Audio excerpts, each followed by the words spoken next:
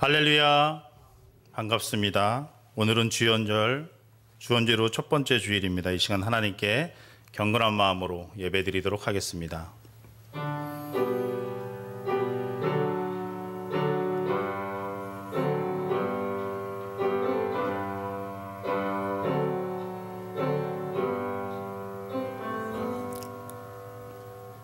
주의 능력을 나타내사 우리를 구원하러 오소서. 하나님이여, 우리를 돌이키시고 주의 얼굴을 비추사 우리가 구원을 얻게 하소서. 아멘. 사랑하는 성도 여러분, 우리는 지금 거룩한 곳, 하나님의 영적인 임재가 머무는 장소에 들어와 있습니다. 마음과 영혼의 문을 열고 귀 기울여 하나님의 음성을 들으십시오. 1분 정도 깊은 묵상의 기도를 하나님께 올려드리도록 하겠습니다.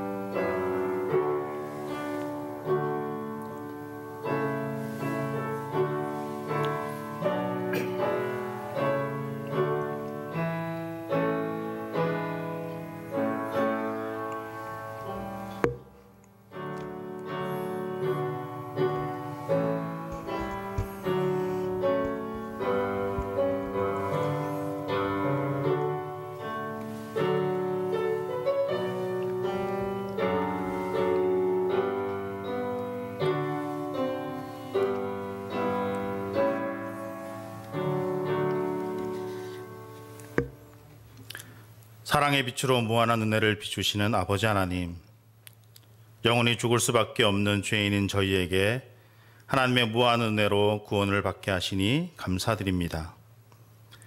2022년 저희 모두가 이 사실을 깊이 깨닫게 하시고 또한 많은 사람들에게 전파하게 하시고 하나님의 나라를 확장하는 사명에 최선을 다하게 인도하여 주옵소서. 오늘도 경배와 찬송으로 성삼위 하나님께 예배하는 저희 무리가 성령으로 충만하여 가까운 곳에서부터 먼 곳에 이르기까지 복음을 전파하여 하나님을 기쁘시게 하는 성도가 되도록 역사하여 주옵소서.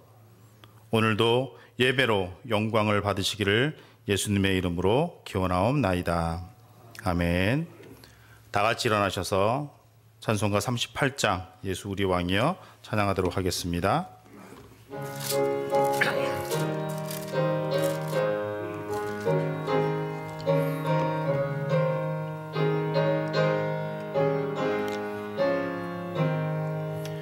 예수 우리 왕이여 이곳에 오셔서 우리가 왕께 드리는 영광을 받아 주소서. 우리는 주님의 백성, 주님은 우리 왕이라. 왕이신 예수님 오셔서 좌정하사 다스리소서. 예수 우리 주시여 이곳에 오셔서 우리가 주께 드리는 찬양을 받아 주소서.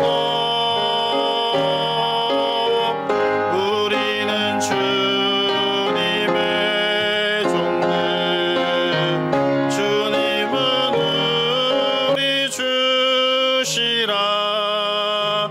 주 대신 예수님 오셔서 이 찬양을 받아주소서.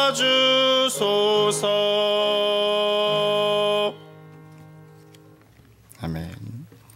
서신 채로 머리 숙여 감사와 참회의 기도를 드리겠습니다. 2022년에도 오직 예수, 오직 믿음으로 살아가게 하신 아버지 하나님, 한 주간 특별 새벽 기도회를 통해서 우리를 깨워주시고 영적으로 새롭게 하시고 한 해를 기도로 준비할 수 있도록 은혜를 주셔서 감사드립니다. 이 시간 우리의 죄를 고백합니다. 서로 사랑하라는 말씀을 듣고도 사랑하며 살지 못했습니다. 우리 안에 이기적인 마음이 있어서 이타적인 삶을 실천하는 것이 힘들었습니다. 쉬지 말고 기도하라는 말씀을 듣고도 여러 가지 핑계를 대고 기도의 자리를 외면하거나 멀리하였습니다. 범사에 감사라는 말씀을 듣고도 인생을 감사의 인생으로 만들기보다는 불평의 인생으로 만들었습니다. 사사기 시대의 백성들처럼 하나님의 말씀을 듣고도 내 마음에 소견이 옳다고 생각하는 대로 살았습니다. 십자가에서 우리를 위해 고난을 당하신 주님, 주님이 흘리신 보혈의 피를 의지하여 한 주간 우리가 잘못 살았던 죄를 회개하오니 용서하여 주시고 우리를 말씀의 자리로, 기도의 자리로, 감사의 자리로 인도하여 주옵소서. 지금은 하나님과 나만이 하는 은밀한 죄를 생각하며 우리 구주 예수 그리스도의 이름으로 묵묵히 참회의 기도를 계속하여 드립니다. 아멘.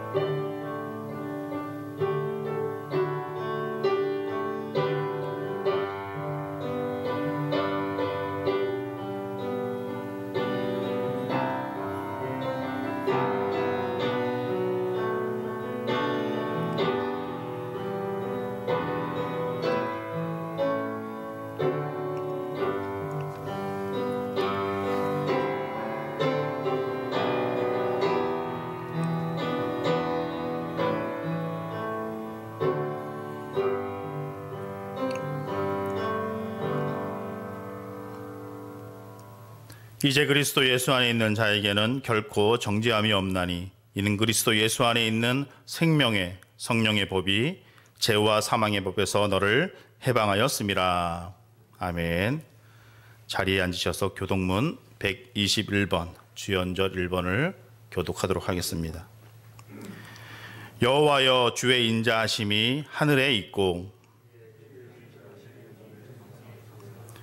주의 의는 하나님의 산들과 같고 주의 심판은 큰 바다와 같으니이다. 하나님이여, 주의 인자하심이 어찌 그리 보배로우신지요. 그들이 주의 집에 있는 살찐 것으로 풍족할 것이라. 진실로 생명의 원천이 주께 있사오니 주를 아는 자들에게 주의 인자하심을 계속 베푸시며. 아멘. 다같이 사도신경으로 우리의 신앙을 고백합니다. 나는 전능하신 아버지 하나님 천지의 창조주를 믿습니다. 나는 그의 유일하신 아들 우리 주 예수 그리스도를 믿습니다. 그는 성령으로 잉태되어 동정녀 마리아에게서 나시고 본디오 빌라도에게 고난을 받아 십자가에 못 박혀 죽으시고 장사된 지 사흘 만에 죽은 자 가운데서 다시 살아나셨으며 하늘에 오르시어 전능하신 아버지 하나님 우편에 앉아 계시다가 거기로부터 살아있는 자와 죽은 자를 심판하러 오십니다. 나는 성령을 믿으며 거룩한 공교회와 성도의 교제와 죄를 용서받는 것과 몸의 부활과 영생을 믿습니다. 아멘. 찬송가 80장 찬양하도록 하겠습니다.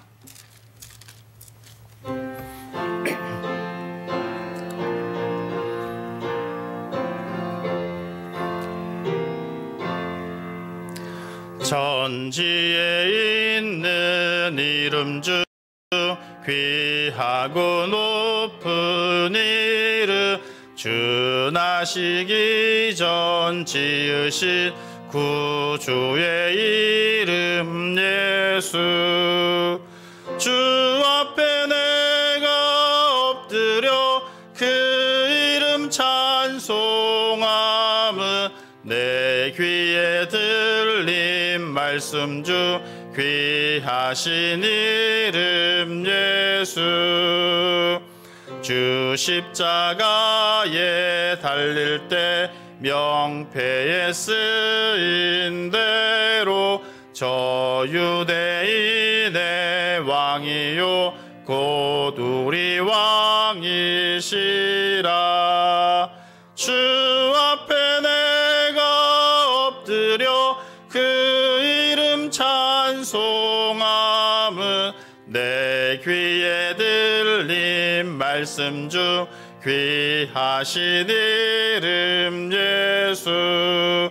지금도 살아 계셔서 언제나 하시느니 나 같은 죄인 부르사 참 소망 주시도다. 주 앞에 내가 엎드려 그 이름 찬송함은 내 귀에 들린 말씀 중 귀하신 이름 예수. 주 예수께서 영원히 어제나 오늘이나 그 이름으로 우리에게 참 복을 내리신다. 주 앞에 내가 엎드려 그 이름 찬송함은 내 귀에 들린 말씀 중 귀하신 이름 예수. 아멘.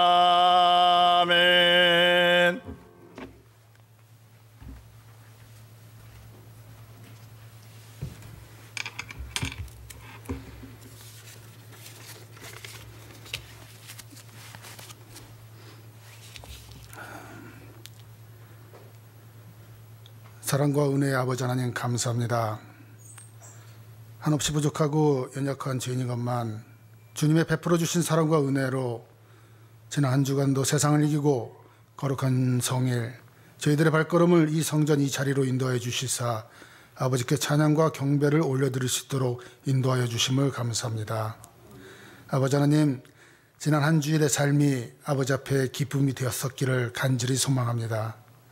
항상 다짐을 하고 이 성전을 나서지만 저희들의 연약한 믿음으로 말미암아 세상에서 세상과 타협하며 죄 가운데 섰던 시간들을 용서해 주시사 이 시간 이 예배를 통해 죄사함을 받고 아버지 앞에 기쁨으로 성장하는 성도들이 되게 하여 주시옵소서. 지난 주간 신년 특별 새벽기도회를 은혜롭게 마치게 하심을 감사합니다. 아버지 하나님, 저희 성도들 은혜 받은 말씀 가운데 올 한 해 더욱더 간절한 기도의 삶으로 하나님이 주시는 기적을 경험하며 성숙한 믿음의 성장을 이루어 아버지 앞에 서는 우리의 성도들 되게 하여 주시고, 항상 생활 속에서 기도로 주께 나아가 성령의 충만함으로, 감사함으로, 사랑함으로 주님의 사랑과 은혜를 널리 이 지역사에 전파하는 믿음의 우리의 성도들 되게 하여 주시옵소서. 아버지 하나님, 바라옵기는 이 나라 위정자들을 붙들어 주시옵소서. 올해는 커다란 선거도 앞에 두고 있습니다. 이러한 상황 속에서 위정자들이 탐욕과 어리석음에 빠지지 않고 진정 아버지를 두려워하고 참된 주님의 나라를 만들어가는 일꾼으로 허락하여 주시기를 간절히 바라옵나이다. 이 시간 다니엘 세우신 주의 사자 위에 하나님은 영역을 더하여 주시사 선포하시는 말씀에 성령의 충만함이 넘쳐나게 하시고 그 성령의 충만함이 저희의 심령 속에 가득 차게 하옵소서. 아버지 홀로 영광 받아주시길 원하오며 예수 그리스도 이름으로 기도드립니다. 아멘. 하늘에 계신 우리 아버지 이름을 거룩하게 하시며 아버지의 나라가 오게 하시며 아버지의 뜻이 하늘에서와 같이 땅에서도 이루어지게 하소서.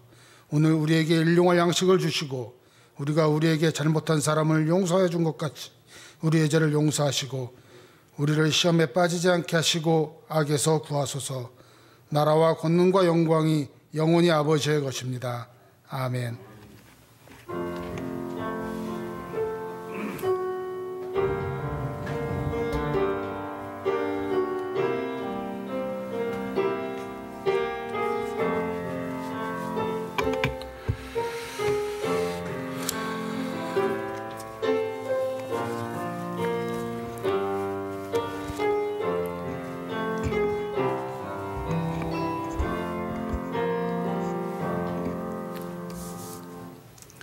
우리에게 주신 하나님의 말씀은 로마서 12장 1절 2절 말씀입니다. 로마서 12장 1절 2절 말씀 봉독하도록 합니다. 그러므로 형제들아, 내가 하나님의 모든 자비하심으로 너희를 권하노니 너희 몸을 하나님이 기뻐하시는 거룩한 산 제물로 드리라. 이는 너희가 드릴 영적 예배니라. 너희는 이 세대를 본받지 말고 오직 마음을 새롭게 함으로 변화를 받아 하나님의 선하시고 기뻐하시고 온전하신 뜻이 무엇인지 분별하도록 하라. 아멘. 주의 이름으로 축복합니다. 주의 이름으로 축복합니다. 늘 주 안에서 복된 인생 살아갈 수 있는 성도님들 되시기를 바랍니다. 아버지를 닮다라는 제목으로 어떤 사람이 인터넷에 글을 올렸더라고요. 그 글을 읽어드리도록 하겠습니다. 어제는 태풍으로 일부분이 날아간 지붕을 수리하고 오늘은 물이 새는 수도관을 수리한다. 어떻게 수리를 하나 걱정을 한다. 하지만 혼자 힘으로 충분히 가능하다. 망치가 있어야 할 자리에는 망치가 있고 못이 있어야 할 자리에는 못이 있다. 집 수리를 할 환경이 갖추어져 있다. 아직도 아버지의 손길이 남아있다. 아버지가 쌓아놓은 모래, 비닐로 밀봉하여 통에 보관한 시멘트, 그리고 미장할 때 사용하는 도구들이 그대로 있다. 꼭 필요한 것이 꼭 필요한 위치에 있다. 아버지는 약주로 기분이 좋을 때 나에게 왔다. 약간의 눈물을 머금고 그러나 웃으면서 지난 일들을 얘기했다.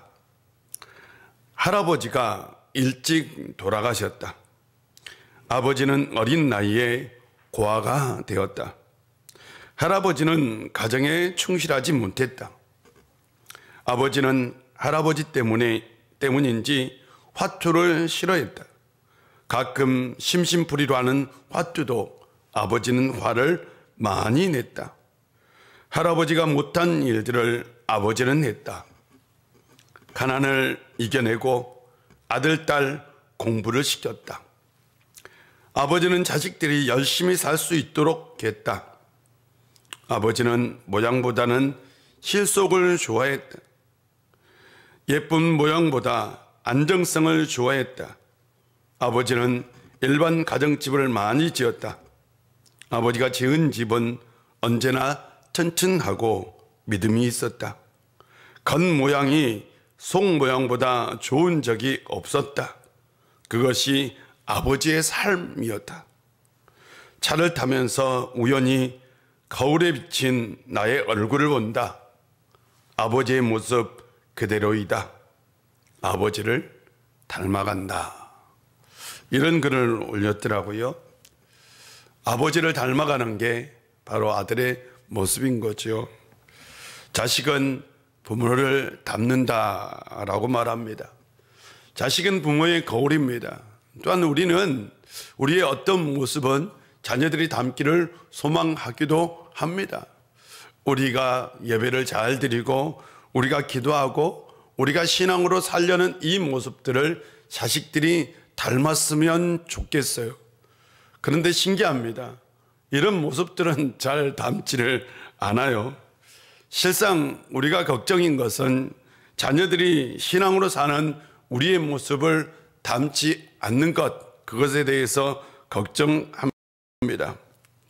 우리에게는 신앙이 참 중요한데 자녀들에게 신앙이나 예배의 가치가 별로인 것처럼 보일 때가 참으로 많습니다.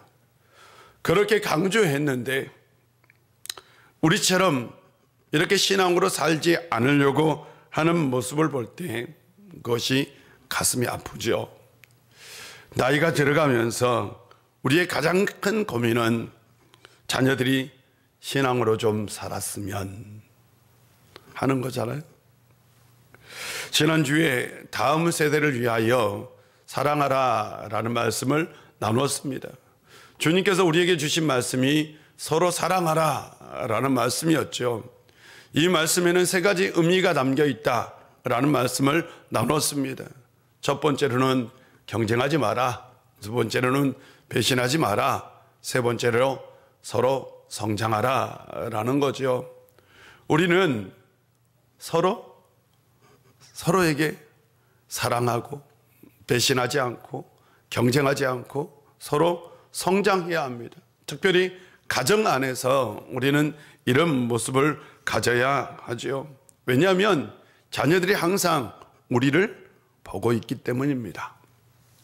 오늘은 다음 세대를 위하여 예비하라 라는 말씀이죠. 어제 결혼식이 있었어요. 어제 결혼식에서 참 감동이 되었던 것은 언니가 동생 결혼에 축사를 한 모습이 참 감동적이었어요. 저는 가슴이 참 뭉클하더라고요. 야, 언니가 동생을 위해서 축사를 하는 모습이, 그리고 그 구절 하나하나가 참 감동이었는데요. 언니는 인생에 있어서, 동생의 인생에 있어서 동반자였고 동시에 결혼의 선배였어요. 진심을 담아 축사를 해주더라고요. 참 감동적이었어요. 요즘 결혼식은 어른들의 시각으로는 선뜻 이해가 되지 않는 것들이 있지만 참 의미가 있고 많은 고민을 담고 준비한 결혼이다라는 생각이 들었습니다. 그런 의미에서 저에게는 매우 유익하고 또한 신선하기도 했습니다. 요즘 결혼에 대해서 다시 한번 생각해 보는 시간이었어요. 요즘 결혼은 첫 번째, 유머의 요소가 중요하다라는 것을 보여주고 있었어요. 예를 들면 결혼 서약에서 대화 형식으로 신랑 신부가 아주 소소한 것들을 서약했어요. 아주 소소한 것들이에요. 둘째로는 결혼식에 가족이 등장한다는 거죠. 아버지가 성혼을 선포하거나 언니가 축사를 하는 모습이 그런 거죠. 세 번째로는 결혼식에 새로움을 추구하고 있더라라는 거죠. 다른 말로 표현하면 형식보다는 내용을 참 중요하게 여기더라라는 거죠. 넷째, 주례가 없더라라는 거죠. 저는 이 부분에 있어서 이 시대를 사는 어른들에게 젊은이들이 숙제를 던지고 있다라는 생각이 들었습니다. 예전에는 결혼식에서 주례가 참 중요했어요. 그런데 요즘 젊은이들에게 주례는 꼭 중요한 건 아닙니다. 왜 그렇게 되었을까요? 라는 거죠. 분명한 것은 이것이 이 시대의 트렌드입니다. 여러 가지 원인이 있겠죠. 그러나 그 속에 우리 사회가 안고 있는 세대 갈등의 요새도 담고 있다라는 사실이죠. 저는 박사 논문을 쓰면서 이 주제를 세대 갈등으로 잡았었어요. 세대 갈등은 우리 사회에 심각합니다. 뿐만 아니라 교회 안에서도 굉장히 심각한 문제입니다. 언제부터인가 우리 시대의 젊은이들이 느끼는 어른의 이미지는 존경의 대상은 아닙니다. 이제는 존경의 대상은 절대로 아닙니다. 또한 기울여야 할 대상도 아닙니다. 어른에 대한 이미지가 이전 시대와는 많이 달라졌어요. 가정에서도 마찬가지입니다. 이제는 부모들의 이야기를 가만히 듣고 순종하는 시대는 지났습니다. 부모와 자녀들이 격하게 논쟁하는 시대가 되었습니다. 분명한 건 주례는 어른들의 말씀인 거잖아요. 어쨌든 어른이 말을 해주는 거잖아요. 귀를 기울여야 할 존재가 아닌 어른들의 말을 굳이 들을 필요가 없게 된 거죠. 젊은 세대가 느끼는 어른들의 말은 실천이 없는 말이라는 이미지가 있습니다. 말은 있는데 행함이 없다는 것이죠. 이런 시대의 흐름은 교회에도 엄청난 영향을 미치고 있습니다. 성인이 된 자녀들에게 교회를 다녀라, 예배를 드려라, 무슨 일이 있어도 예배는 드려야 된다, 이런 말은 통하지 않습니다. 우리는 지금 신앙이 어떻게 흘러가고 있는지, 이 시대의 흐름이 어떤지 깊이 있게 성찰해야 합니다. 성찰은 어른의 몫입니다. 우리의 자녀들이 영영 교회를 떠날지도 하나님을 떠날지도 모르는 시대적 환경 가운데 놓여 있습니다. 우리는 어떻게 해야 할까요? 우리는 자녀들을 키우면서 참 예배를 많이 강조했어요. 무슨 일이 있어도 예배를 드려야 된다라고 말했어요. 중요합니다. 말을 했어요. 그런데 아이들은 부모의 말에 귀를 기울이지 않고 예배를 드리는 부모의 모습을 보았어요. 자녀들이 보기에 예배를 드리는 부모의 모습은 어떤 모습이었을까요? 예배가 즐거운 게 아니었습니다. 예배가 행복한 것은 아니었습니다. 찬송에 힘도 없고요, 설교에 아멘도 없고요, 표정에는 기쁨이 없었어요. 예배를 드려도 달라진 게 전혀 없었어요. 아이들은 부모의 말을 듣는 것이 아니라 부모의 예배 드리는 모습을 보았지요.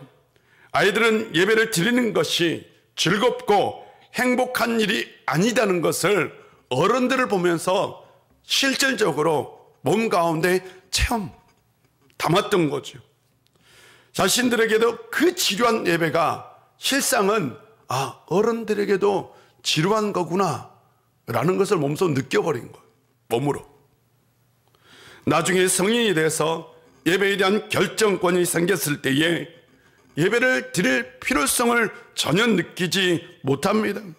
예배는 기쁜 것도 아니고 즐거운 것도 아니고 인생에 별 도움이 되는 것도 아니라는 생각이 자리를 잡은 거죠. 결국 예배를 멀리하고 교회를 떠나게 됩니다. 잘 생각해 보면 여러 가지 원인이 있겠지만 자녀들이 교회를 떠난 원인 중에 하나는 우리에게, 부모에게도 있다는 사실입니다. 교회에서도 아이들은 듣는 것이 아니라 보고 있습니다. 아이들은 모든 어른들의 행동을 보고 있죠. 아이들은 관찰자입니다. 다음 세대가 중요하다고 어른들은 얘기합니다. 그러나 정작 다음 세대가 중요하다는 건 말을 하지만 보여주고 투자하지 않습니다. 아이들은 그걸 봅니다. 아이들은 듣고 자라는 존재가 아니라 보고 자라는 존재입니다. 근데 어른들은 그걸 몰라요. 중요한 건 어른들의 말이 아니라 어른들의 행동입니다. 이제 우리는 예배를 드리면서 보여주는 예배에 대한 고민을 해야 합니다. 저는 누누이 강조하죠. 예배를 드리는 것이 즐거워야 된다고. 찬송을 하나 해도 정말 기쁨으로 찬송해야 된다고. 기도와 말씀에는 진심을 담아 아멘으로 응답해야 된다고. 예배에 대한 사모한 마음도 있고 예배에 대한 간절한 마음도 있어야 된다. 왜요? 보고 있으니까요. 우리는 어떤 예배를 드려야 할까요? 우리 1절 다 같이 한번 읽어보겠습니다. 1절입니다. 다 같이 한번 읽어보겠습니다. 시작. 그러므로 형제들아, 내가 하나님의 모든 자비하심으로 너희를 권하노니 너희 몸을 하나님이 기뻐하는 거룩한 산 제물로 드리라. 이는 너희가 드릴 영적 예배니라. 아멘. 로마서는 1장부터 11장 그리고 12장, 오늘 우리가 읽었던 말씀 12장부터 16장, 이게 확실하게 구분이 되어 있어요. 1장부터 11장까지는 신앙적 교리를 설명하고 있어요. 바울은 예수 그리스도를 통해서 우리가 죄에서 자유를 얻고 구원을 얻었다라는 것을 1장부터 11장까지 충분하게 설명합니다. 그리고 12장부터는 이제는 구원을 받는 사람이 어떻게 살 것인가, 삶에 대한 얘기를 하고 있어요.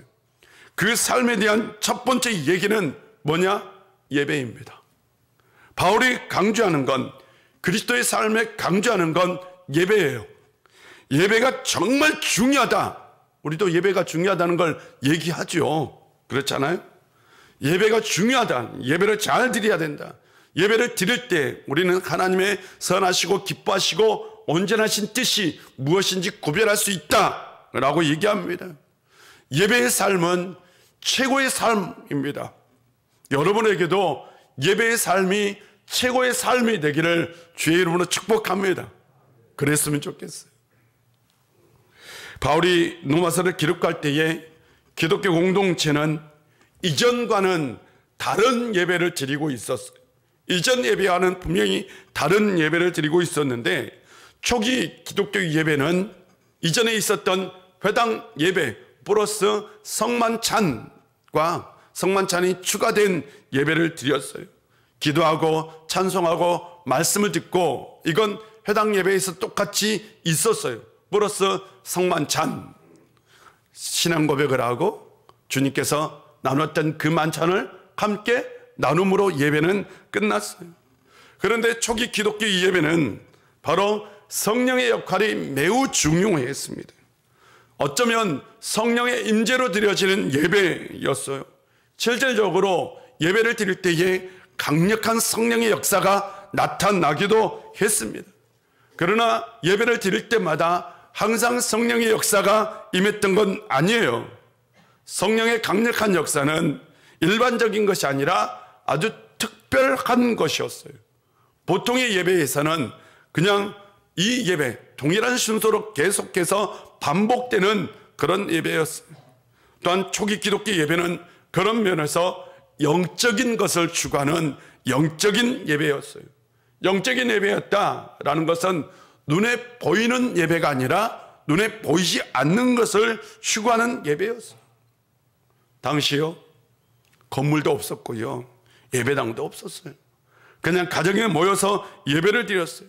나중에 예배당이 생기고, 그 다음에 예식이 정형화되고, 그 다음에 예식을 드리는 직분자들이 생겨나면서 예배가 발전을 합니다.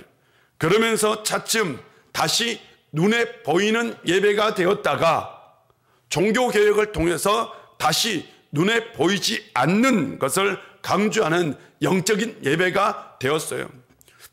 우리 개신교 예배는 눈에 보이지 않는 것을 강조하는 영적인 예배를 지향합니다. 또한 초기교회 예배에서는 신약 성경이 없었어요, 여러분. 이 성경이 없었어요. 구약 성경만 있었어요. 설교는 주로 사도들이나 예수님을 보았던 목격자들이 했고요. 이후에는 사도들에게 안수를 받은 감독이나 목사들이 했습니다. 그래서 이때에는 순회 설교자들이 참 많았어요. 돌아다니면서 설교하는 사람. 바울도 실은 순회 설교자였습니다. 순회 설교자가 없을 때는요, 설교할 사람이 없을 때는 예수님에 대한 단편적 기록이나 사도들의 편지를 그냥 예배 시간에 낭독했어요. 지금처럼 예배가 이래야 된다라는 규정은 없었어요. 그런 면에서 지금보다 예배 형식은 매우 자유로웠습니다. 초기 기독교 예배는 환경이 좋지는 않았어요. 기독교에 대한 핍박이 있던 시대입니다. 예배 시간이 그래서 자유롭지는 못했어요. 유대인들도 안식일을 지키는 게 매우 힘들었어요. 그런데 기독교인들이 주일을 지키는 게 쉬웠을까요? 그래서 기독교인들은 대부분 밤에 예배를 드렸어요. 이것이 바로 바울이 로마서를 쓸 때 예배의 환경입니다. 그때의 예배는 영적인 것을 강조하는 영적인 예배가 될 수밖에 없었던 거죠. 바울은 그들에게 이렇게 얘기합니다. 너희 몸을 하나님이 기뻐하는 거룩한 산 제물로 드리라 라고 얘기합니다. 여기서 몸이라는 단어를 그 영어 성경에서는 body, 그냥 우리가 그냥 이 몸, body 하면 그냥 육체 정도로 해석을 하는데요. 그런데 이 단어가 실질적으로는 굉장히 이해가 어려운 단어이기도 합니다. 20세기 우리에게 이 몸이라는 것과 1세기를 살았던 사람들에게 몸이라는 의미는 좀 많이 달라요. 그냥 우리는 몸 하면 이거 육체잖아요. 속된 말로 몸뚱이인 거잖아요. 몸뚱이. 그런데 바울에게 있어서 몸은 사람 그 자체입니다. 우리 이 몸이라는 게 단순히 육체만을 가리키는 것이 아니라 우리의 삶도 담고 있고 우리의 마음도 담겨 있고 영혼도 담겨 있는 거죠. 이 몸이 사라지면, 여러분, 몸이 사라지면 우리의 인생이 사라지는 거죠. 그래서 몸은 나를 담는 그릇입니다. 바울이 말하는 몸은 존재 그 자체, 사람 그 자체, 인생 그 자체입니다. 몸을 절대 그냥 이 육지적 차원으로만 몸을 이해해서는 안 되는 거죠. 바울은 이 몸을 산제물로 드리라 라고 얘기합니다. 여러분, 이걸 문자적으로 이해한다면 굉장히 무서운 거예요. 문자적으로만 그대로 직역하면 네 육신을 제물로 드려라, 제물로 드려서 내 육신을 태우라. 아니, 하나님께서 우리에게 우리의 육신을 제물로 드려 태우라 라고 얘기하는 걸까요? 그런 의미는 아닙니다. 그런데 그럼에도 불구하고 이 의미는 성전 예배와 굉장히 연관성이 있습니다. 이 로마서를 기록할 때에도 예루살렘에서는 매일마다 성전에서 희생제물로 예배를 지르고 있을 때입니다. 성전 예배의 가장 큰 특징은 분명한 건 제물을 태워서 예배를 드린다 그런 거죠. 그렇다면 바울이 산제물로 드리라 라는 것은 어떤 의미를 가지고 있을까요? 하는 거죠. 저는 이 속에 두 가지 의미가 담겨 있다라고 말씀을 드리고 싶습니다. 첫 번째로는 변화가 있는 예배를 말하고 있습니다. 바울에 의하면 예배는 자신을 죽이는 거예요. 바울에게 죽음이란 그리스도와 함께 죽고 그리스도와 함께 사는 겁니다. 여기서 죽음은 육체적 죽음을 의미하는 것이 아니라 삶의 죽음을 의미합니다. 바울에게 있어서 죽음은 자기 존재 자체가 아예 죽는 것을 의미합니다. 예배는 그런 의미에서 자신을 드리는 것이고 동시에 자신을 죽이는 거죠. 예배는 자기 존재 자체가 주님과 함께 죽고 주님과 함께 다시 살아나는 것입니다. 그런 의미에서 예배는 뭐요? 변화잖아요.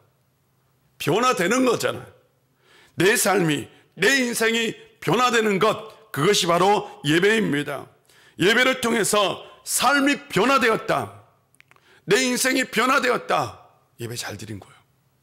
여러분, 예배 잘 드린 거라고. 10년을 교회를 다니고 20년 평생을 예배를 드렸어요. 그런데 삶에 아무런 변화가 없었어. 뭔가 잘못된 거예요. 분명히 말씀드립니다.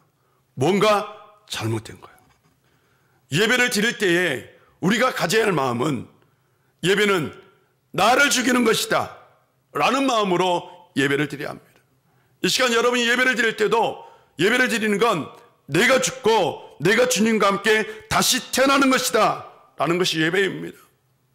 분해했던 불평이 가득한 나의 삶, 고통이 가득한 나의 인생, 힘든 나의 삶을 이 시간 죽이는 게 바로 예배입니다. 그리고 주님과 함께 다시 태어나는 것이죠. 이것이 바로 진정한 예배입니다. 바울은 이렇게 고백했어요. 나는 날마다 죽노라. 다른 말로 표현하면 나는 날마다 예배를 드린다 라는 표현이죠. 바울에게 있어서 삶이란 그리스도와 함께 죽고 그리스도와 함께 사는 것, 그에게 예배란 그리스도와 함께 죽고 그리스도와 함께 사는 것. 예배는 뭐냐? 변화하는 거죠. 내 인생에 변화가 있는 거죠. 자녀들은 예배를 통해서 부모들이 변화되었는지를 보는 거죠. 예배를 통해서 인생이 변화되고 삶이 변화되고 마음이 변화되는 것을 자녀들에게 보여주었느냐? 보여주었어요? 우리는 자녀들에게 내가 예배를 통해서 내 삶이 변화되었다라는 것을 보여줘야 합니다. 변화가 있는 예배를 다음 세대에게 보여줄 수 있는 어른들이 되었으면 좋겠어요. 여러분, 우리 교회 성도님들이 그런 성도들이 되었으면 좋겠어요. 둘째로는 보이는 예배를 말하고 있습니다. 산 제물은 눈에 보입니다. 성전에서 예배의 가장 큰 특징은 보이는 예배입니다. 예배 순서가 참 끝까지 다 보여요. 양을 고르고요. 그 양 위에 안수를 합니다. 안수를 하고 그 다음에 양을 잡아요. 양을 잡고 내장을 드러내고요. 물로 다 씻어냅니다. 피는 따로 모으고요. 그 피를 제단과 성전 안에 뿌립니다. 제단을 쌓고요. 그 위에 제물을 올려놓고 불을 붙입니다. 그러면 그 제단 위에서 바로 제물이 활활 타오릅니다. 감사제는 일부만 태워요. 나머지 고기는 삶아요. 다 해야 돼요. 이걸 삶고요. 삶아서 그 예배에 참석한 사람과 제사장들이 함께 정말 기쁨으로 나눠 먹어야 돼요. 행복하게 즐겁게 나눠 먹어야 합니다. 모든 예배가 다 보이는 거예요. 보입니다. 바울이 강조하는 건 보이는 예배입니다. 예배가 눈에 실제적으로 보여야 된다라는 거죠. 삶 그 자체를 드리는 것, 영적인 것을 추구하지만 그러나 그 예배 자체가 보여야 된다라는 거죠. 기독교 예배가 강조하는 건 영적인 거죠. 영적인 것을 강조하면서 보이지 않는 것을 지향하게 되었어요. 보이지 않는 것을 지향하다 보니 자신의 예배가 드러나지 않는 약점을 가지고 있어요. 실질적으로 여러분이 지금 어떤 마음으로 예배를 드리는지 모르겠어요. 그렇잖아요. 내 예배가 드러나지는 않아요. 그러면서 예배가 형식화될 가능성이 굉장히 높습니다. 부모님들이 예배를 드리면서 형식적으로 그냥 예배를 드려요. 근데 남들은 모르지만 자녀들에게는 그게 보이는 거죠. 그러므로 우리에게 중요한 건 보이는 예배입니다. 예배는 보여주는 거죠. 우리는 다음 세대에게 예배가 예수님과 함께 죽고 예수님과 함께 사는 것이라는 것을 보여줘야 합니다. 인생에서 좋은 것이라는 것을, 인생에서 가치 있는 것이라는 것을, 변화가 있는 것이라는 것을 보여줘야 하는 거죠. 여러분, 인생을 살다 보면 문제가 있잖아요. 문제 없는 인생이 어디 있어요? 여러 가지 문제가 있어요. 사업을 할 때도 힘들고, 직장을 다닐 때도 힘들고, 어떤 관계를 맺는 것도 힘들고, 참 힘든 문제들이 많아요. 그런데 그 인생의 문제를 가지고 부모님이 예배를 드렸어요. 드리잖아요, 여러분. 그런데 예배 드리고 난 다음에 부모가 달라졌어요. 표현이 달라져. 말의 습관이 달라졌어요. 예배를 드리니 부모가 달라졌어요. 아이가 달라졌어가 아니라 부모님이 달라졌어요. 이게 예배가 돼야 합니다. 우리는 다음 세대에게 예배를 드리면서 불평이 감사로 바뀔 수 있다는 것을 보여줘야 합니다. 고난도 감사가 될 수 있다라는 것을 보여줘야 합니다. 만약 우리 교회가 예배를 드려요. 근데 예배가 정말 즐겁고 행복하고 예배에서 감사가 넘쳐나고 찬양이 뜨겁고요. 여러분 막 예배 시간마다 아멘이 절로 흘러나와요. 그리고 예배가 막 정말 흥겨워요. 우리 예배가 만약 그런 예배라고 상상해 봅시다. 여러분 상상해 보세요. 정말 행복한 예배야. 교인들이 정말 행복하게 예배를 드려. 그리고 매 순간마다 여러분의 삶 가운데 즐거움이 있고 변화가 있어요. 아이들이 어떤 모습을 볼까요? 그런 교회는 아이들이 나중에 떠나지 않을 것 같아요. 그렇지 않겠습니까? 근데 지금 이 시간에 설교에도 아무 면도 없어요. 찬송회를 불러도 아무런 감흥이 없어. 어른들의 모습 속에 형식적이야. 그냥 어때요? 뭘 볼까요, 아이들이? 솔직히 말씀드리면 우리는 예배를 강조하는 데는 성공했지만 예배를 보여주는 데는 실패했습니다. 보여주는 것에 실패했기에 자녀들이 성인이 되어서 그 마음에 예배의 무용론이 자리를 잡게 된 거죠. 그러면서 그 인생에 주님이 사라졌어요. 주님이 사라지자 신앙의 흔적도 사라졌어요. 어느덧 자녀들의 인생에서 신앙의 흔적을 찾을 수 없게 되었어요. 어떤 일을 해도 신앙의 흔적을 찾을 수가 없어요. 인생에 고난이 있어도 기도하지 않아요. 즐거운 일이 있어도 하나님 앞에 감사하지 않아요. 참 슬픈 일이죠. 우리가 전혀 기대하지 않는 일들이 지금 우리에게 다가오고 있습니다. 그런데 지금도 늦지 않습니다. 우리는 예배를 보여주어야 합니다. 아직도 기회가 있는 거죠. 다음 세대를 위해서, 자녀들을 위해서 우리는 정말 예배를 잘 드려야 합니다. 하나님을 위해서, 그것을 떠나서 정말 우리의 다음 세대를 위해서라도, 우리의 자녀들을 위해서라도 우리는 정말 예배를 잘 드리는 사람이 되어야 합니다. 기독교 예배는 눈에 보이지 않는 영적인 것을 강조한다라는 말씀을 드렸어요. 우리가 보여줄 수 있는 건 예배 그 자체가 아니라 예배를 드리는 흔적인 거예요. 흔적. 예배를 통해서 인생이 변화됐든지, 기쁨이 있든지, 말씀의 체험이 있든지, 영적인 감동이 있든지, 이런 것들이 예배의 흔적입니다. 우리가 드린 예배의 흔적이 자녀들에게는 보이는 예배가 되는 거죠. 예배를 드릴 때 우리는 주님께서 다녀간 그 흔적을 우리의 자녀들에게 보여주어야 하는 거죠. 예배 시간에 내가 주님을 만났고, 내가 주님을 경험했고, 주님께서 내 마음을 어루만졌다 라는 그 예배의 흔적을 자녀들에게 보여줄 수 있다면요. 여러분, 항상 우리는 자녀들을 위해서 인생의 최고의 예배를 드려야 합니다. 오늘도 여러분 예배를 잘 드릴 수 있는 성도님들 되시기를 바랍니다. 이 시간 이후에 찬송할 때에도 정말 마음을 다해 찬송할 수 있는 성도님들 되시기를 주의 이름으로 축복합니다. 기도하겠습니다. 하나님 아버지, 오늘도 우리 가운데 함께 해주시고 은혜 주셔서 감사합니다. 우리는 종종 예배를 드리면서 예배에 대한 잘못된 모습을 자녀들에게 보여주었습니다. 우리는 그때에 예배가 보여주는 것, 변화가 있는 예배라는 것을 알지 못했습니다.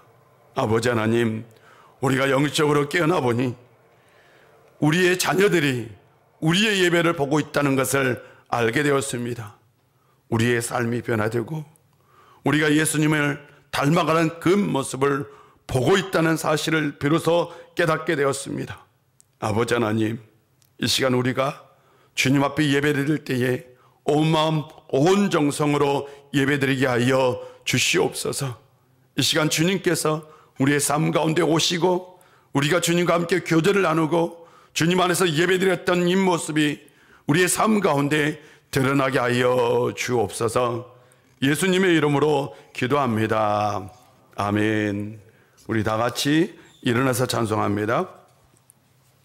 304장입니다.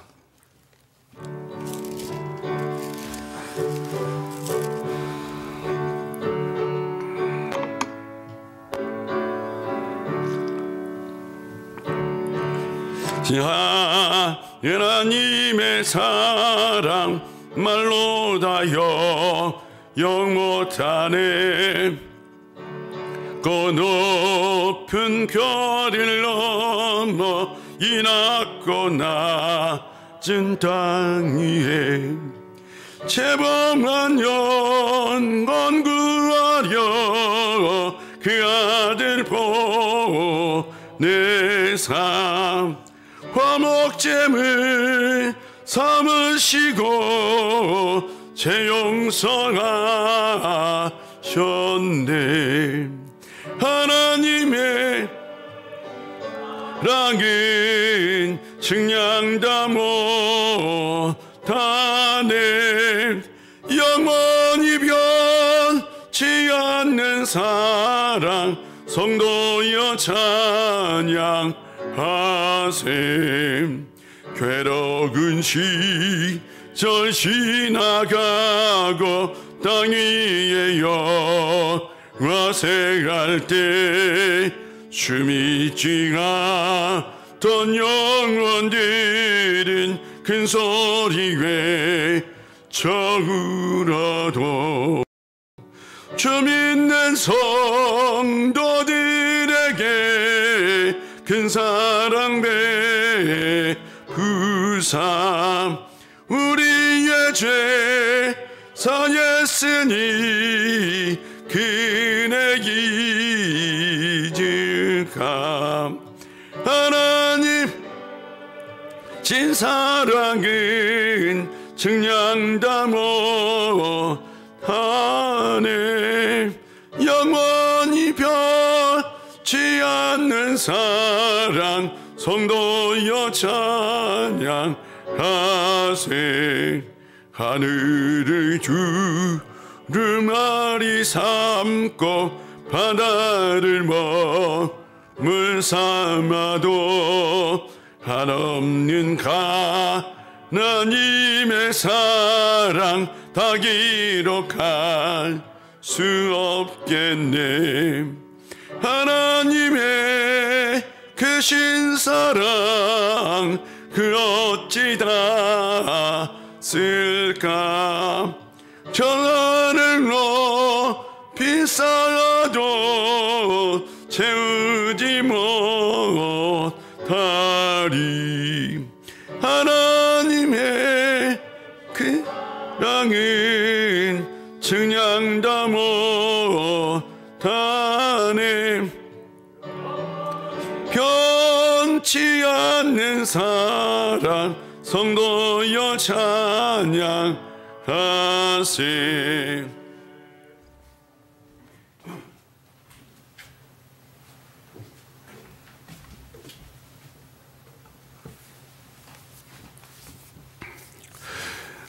김성렬 장로님, 변명수 목사님 감사임을 드렸고요. 무명으로 두 분이 감사임을 드렸습니다. 우리 다 같이 기도합니다. 아버지 하나님, 참 감사합니다.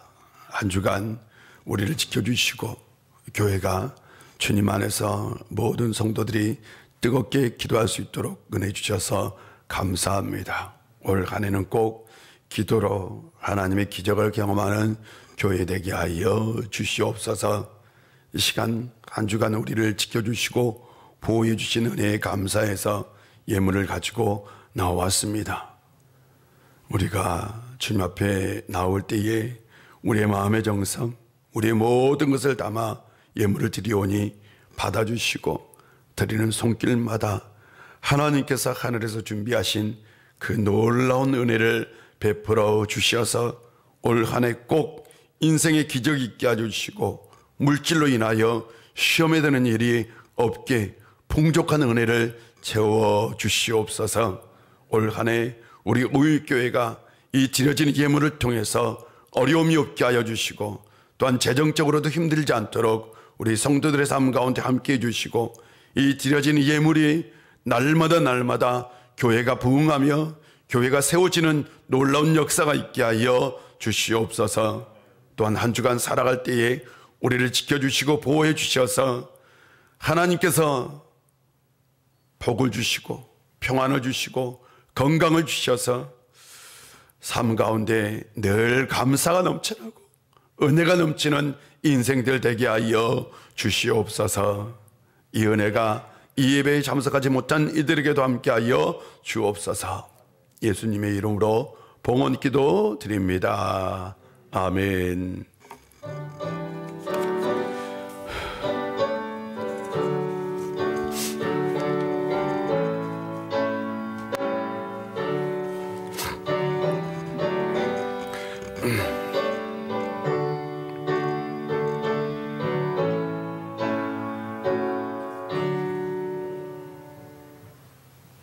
자리에 앉아주시고요. 교회 소식을 전해드리겠습니다. 신년 특별 새벽 기도회에 참석해 주신 분들에게 참 감사드리고요.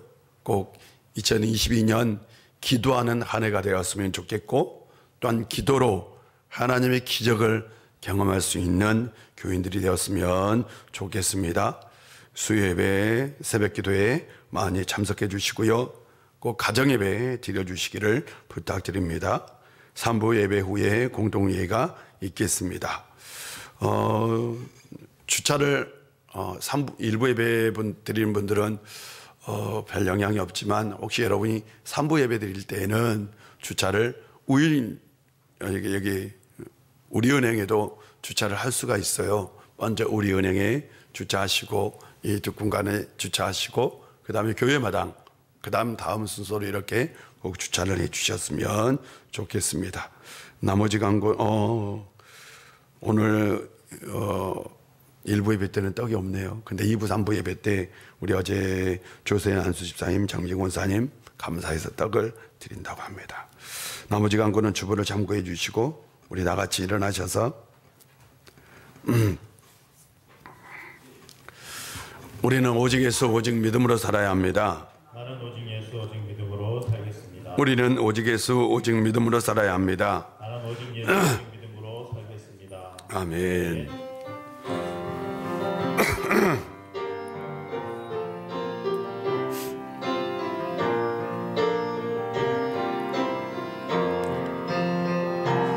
진정한 예배가 숨쉬는 교회, 주님이 주인 되시는 교회, 믿음의 기도가 쌓이는 교회, 최고의 찬양을 드리는 교회, 말씀이 살아 움직이는 교회, 성도의 찬양이 넘치는 교회, 섬김과 헌신이 기쁨이 되어 열매 맺는 아름다운 교회, 주님의 마음 닮아서 이웃을 사랑하는 교회, 주님의 영광을 위해서 빛 대신 주님 전하는 교회, 사랑의 불꽃이 활짝 피어나 날마다 사랑에 빠지는 교회, 주께서 사랑하는 의일교회가 이런 교회 되게 하소서.